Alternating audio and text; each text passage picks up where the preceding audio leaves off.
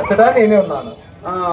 నేను కళ్ళులో అక్కడ నేనే ఉన్నాను. మరి నీలో నేనే ఉన్నానురా. నాకు ఒక చాగా కూడా లేకుండా చేసినావే. ఈ ప్రపంచమంతయు నేనే ఉన్నాను.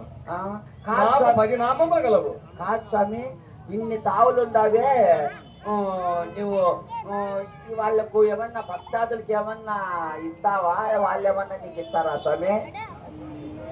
దేశమంతా మొత్తం దేశమంతా నీకు చెంకాయలు కొడతారు, పానక పన్యారం కడతారు, ఏమి ఆ పూజ కట్టిస్తారు, ఏమి సంతర్పణలు పెట్టిస్తావే. వాళ్ళకి నువ్వేమిస్తావు స్వామి? ఏమి ప్రపంచమంతయు నీకు పూజించుతున్నది, వారికి నీవేమిస్తావని అని అడుగుతా. అవునవును. నా భక్తులు నన్ను కోరి స్మరించిన వారికి ధనధాన్యము, సంతానము, సౌభాగ్యము కలుగు చేయనట్లు నేను వరములు ఇస్తున్నాను. నీకెప్పుడు పూజ చేస్తా ఉంటే వాళ్ళకి ఏ కొరంత లేకుండా, ఏంది తక్కువ లేకుండా లెక్క, భీము, ప్లాట్లు, చైన్లు ఇవన్నీ ఇస్తావా? పిల్లోళ్ళు కానోళ్ళు పిల్లోళ్ళు వెయ్యాలి కాడు స్వామి.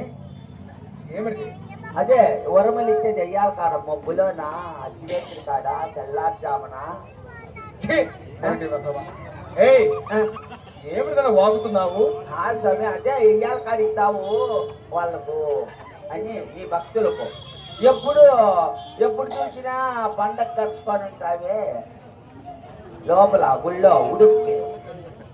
కాదురా, నా భక్తులు నన్ను కోరి స్మరించిన వారికి, ఎవరైతే నన్ను భక్తి శ్రద్ధలతో నన్ను పూజించుతున్నారో, ఎవరైతే తల్లిదండ్రులు యందు ఏమి భక్తి శ్రద్ధల చేత తల్లిదండ్రులకు గౌరవించుతున్నారో వారికి నేను అండదండ వండుకొని కాపాడుతున్నాను.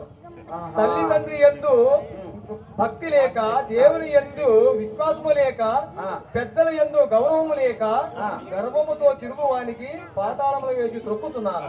అదే నా ధర్మం. అంటే తల్లిదండ్రుల మీద దయలేని పుత్రుండు పుట్టనేమి వాడు తింటనేమి. అట్లా తల్లిదండ్రుల మీద దయ లేనికి, అన్నదమ్ముల మీద విశ్వాసం లేనికి, వదిన అనుకోకుండా ఉండేవానికి, అక్క, చెల్లి, అమ్మ, పరస్త్రీకి, ఇటువంటి వాళ్ళకు దుర్మార్గంగా చూసే వాళ్ళకంతా నాశనం చేస్తావా?